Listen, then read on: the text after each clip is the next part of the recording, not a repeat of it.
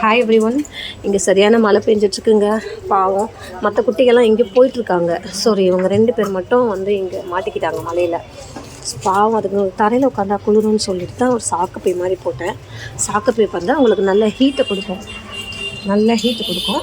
பா பா பா கறி சாதம் சமைச்சாச்சு. சமைச்சு இவங்க 2 பேருக்கு மட்டும் வச்சுட்டேன்.